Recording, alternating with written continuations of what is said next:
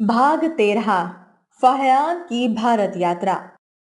फाहियान मध्य चीन का निवासी था। 400 ईस्वी में वह अपने देश से भारत भ्रमण के लिए निकला। उसकी इस यात्रा का उद्देश्य बौद्ध तीर्थों के दर्शन और बौद्ध धर्म की पुस्तकों का संग्रह करना था। उन दिनों चीन से भारतवर्ष आने के दो मार्ग थे। एक मार्ग खुतन नगर के पश्चिम से होता हुआ भारतीय सीमा पर पहुंचता था। वह रास्ता कुछ लंबा था। इसी से भारत और चीन के मध्य व्यापार होता था। दूसरा रास्ता जल द्वारा जावा लंका के टापुओं से होकर जाता था। यह रास्ता पहले से सीधा तो था, परंतु समुद्र के तूफानों से इस सुगम जल मार्ग को बड़ा भयानक बना रखा था। फाहियान निडर मनुष्य था। वह खुतन के रास्ते से भारत आया और लंका तथा जावा के रास्ते से स्वदेश वापस गया।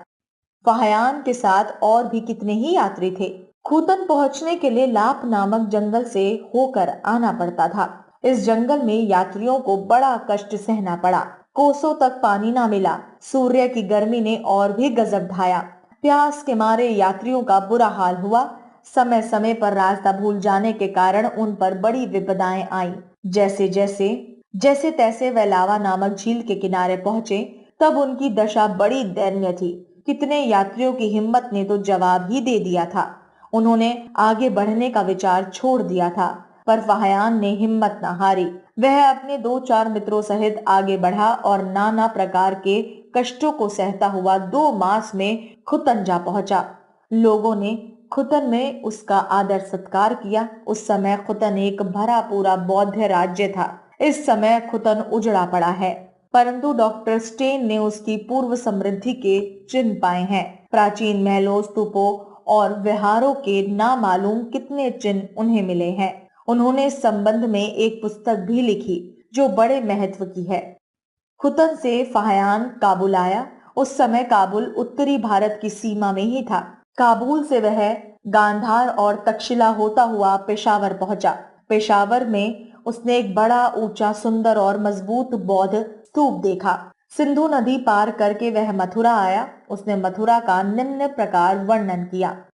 मथुरा में यमुना के दोनों किनारों पर 20 संघाराम है, जिनमें लगभग 3000 साधु रहते हैं। यहाँ पर बौद्ध धर्म का खूब प्रचार है।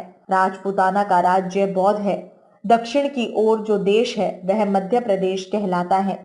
इस देश की जलवायु ना बहुत गर्म है और ना ही बहुत शीतल। बर्फ अथवा कोहरे की अधिकता नहीं है। प्रजा सुखी है। उसे अधिक कर नहीं देना पड़ता। शासक लोग कठोरता का व्यवहार नहीं करते। जो लोग भूमि जोतते हैं या बोते हैं, उन्हें अपने पैदावार का एक निश्चित भाग राजा को कर के रूप में देना पड़ता है। लोग अपनी इच्छा के अनुसार चाहे जहां आ जा सकते हैं। अपराधी को भी उसके अपराध के अनुसार भारी अथवा हल्का दंड दिया जाता है। शारीरिक दंड बहुत कम दिया जाता है। बार बार विद्रोह करने पर कहीं दाहिने हाथ काटे जाने का दंड दिया जाता है। राजा के अंगरक्षकों को नियम से वेतन मिलता है। देश भर में जीव हत्या नहीं होती। चांडालों के अतिरिक्त कोई मद्यपान नहीं करता और ना ही कोई लहसुन या प्याज खाता है। इस देश में ना तो कोई मुर्गी पालता है और ना ही बतख। पालतू पशु भी कोई नहीं बेचता। बाजारों में पशु वधशालाएं अथवा मांस बेचने की दुकानें नहीं है। केवल चांडाल ही पशु वध करते हैं और मांस बेचते हैं। बुद्ध भगवान के समय से यहाँ की यह प्रथा है कि राजा, महाराजा, अमीर उमराव और बड़े आदमी विहार निर्माण करते हैं और उनके खर्च के लिए भूमि इत्यादि का दान पत्र लिख देते हैं। पीढ़ियां गुजर जाती हैं, वह विहार ज्यों के त्यों विद्यमान रहते हैं। उनका खर्च दान में दी गई भूमि से चलता है। उस भूमि को कोई नहीं छीनता। विहारों में रहने वाले साधुओं को वस्त्र, भोजन और बिछौना मुफ्त मिलता है। भगवान बुद्ध के जन्म स्थान कपिल वस्तु की दशा फाहियान के समय में बुरी थी। यहाँ कोई राजा नहीं था। नगर प्रायः उजड़ा था।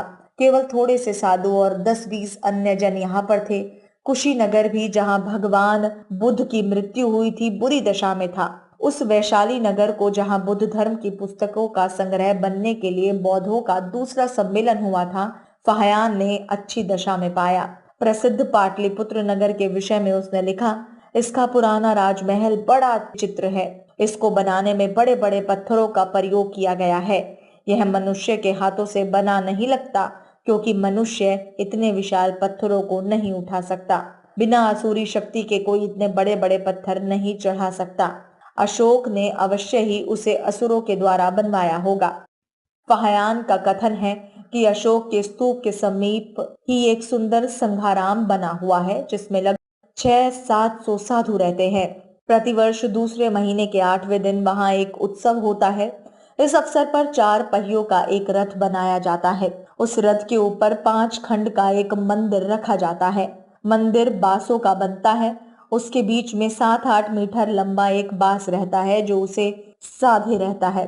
मंदिर श्वेत वस्त्र से मढ़ दिया जाता है, पर उसका चमकीला भाग रंगों से रंगा रहता है। सुंदर रेशम के शामियानों के नीचे देव मूर्तियां वस्त्राभूषण से सजकर रखी जाती हैं। रथ के चारों कोनों में 4 ताक रहते हैं।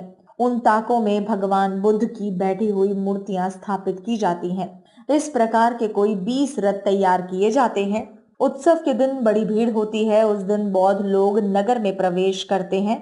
वह वहीं ठहरते हैं और सारी रात हर्ष मनाते हैं। उस अवसर पर दूर दूर से लोग आते हैं और उत्सव में सम्मिलित होते हैं।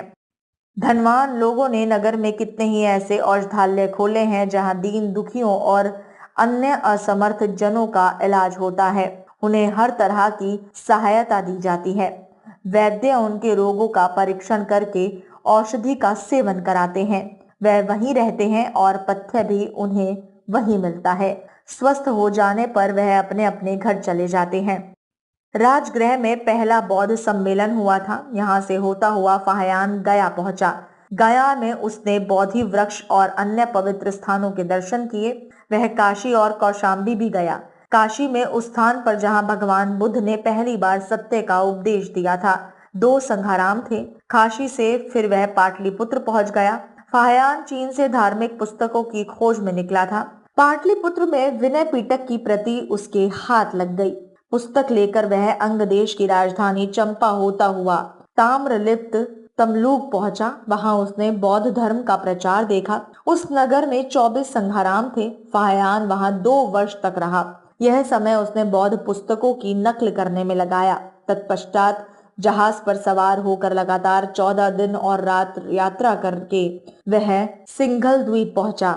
वहां से अनिरुद्धपुर गया। उसने बौद्ध स्तूप और बोधि वृक्ष के भी दर्शन किए। लंका में उसने कुछ और भी धर्म पुस्तकों का संग्रह किया।